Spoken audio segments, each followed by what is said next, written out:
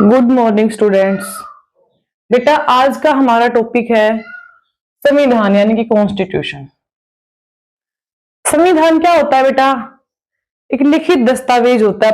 अपने देश का जो संविधान है एक लिखित दस्तावेज है जिसमें किसी भी देश के संविधान कहता है किसी भी देश के मूल नियम और सिद्धांतों का संग्रह होता है। ठीक है, एक दस्तावेज होता है। ये लिखित भी हो सकता है, अलिखित भी हो सकता है। अपने देश का संविधान लिखित है और अपने देश का संविधान सबसे बड़ा संविधान है, सबसे बड़ा लिखित संविधान। भारत देश का जो है संविधान जो है वो सबसे बड़ा लिखित संविधान है। ठीक है, वैसे संविधान क्या होता है? किसी भी देश के नियमों और सिद्धांतों का संग्रह होता है जिससे के अनुसार देश की सरकार जो है कार्य करती है। और अपने देश का संविधान है लिखित संविधान और सबसे बड़ा लिखित संविधान। ठीक है, और एक ये दस्तावेज है। अब अलिखित जो संविधान है वो दस्तावेज नहीं है, अपने देश का जो संविधान है वो लिखित दस्तावेज है।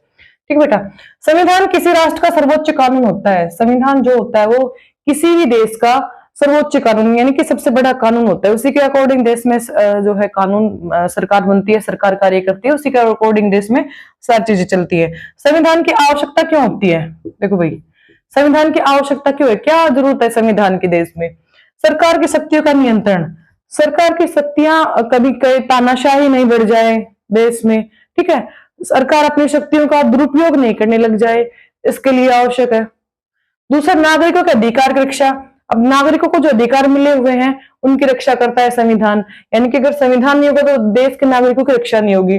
शासन की व्यवस्था तय करना, संविधान जो शासन की व्यवस्था भी तय करता है कि किस तरह से शासन चलेगा, किस तरह से कौन व्यक्ति सत्ता में आएगा, परिवर्तन कैसे होगा, किस तरह से सारी चीजें। ये लोकतंत्र मजबूत बनाना, अब संविधान के माध्यम से ही लोकतंत्र मजबूत बनता है। ठीक है, देश में स्थिरता लाना, यानी कि देश में स्थिरता आती है, इसमें अव्यवस्था नहीं फैलती। संविधान अगर है तो देश में, अगर संविधान नहीं है तो देश में अव्यवस्था फैल जाएगी। अब देखिए भारत के संविधान के बारे में, अभी ये तो हो गया भाई, संविधान का अर्थ हो गया और संविधान का कार्य क्या है, क्यों क्यों आवश्यकता पड़ती है संविधान की। अब अपने देश के संविधान हम 26 जनवरी को सेलिब्रेट करते हैं रिपब्लिक डे के रूप में। ठीक है बेटा, हम 26 जनवरी को गणतंत्र दिवस के रूप में यानी रिपब्लिक डे के रूप में हम सेलिब्रेट करते हैं। 26 जनवरी 1950 को हमारे देश का संविधान जो है लागू हुआ था देश में। ठीक है, 26 जनवरी 1950 को हमारे देश का संविधान लागू हुआ था। उस दिन को हम रिपब्लिक डे के रूप में यानी गणतंत्र दिवस के रूप में हर साल सेलिब्रेट करते हैं।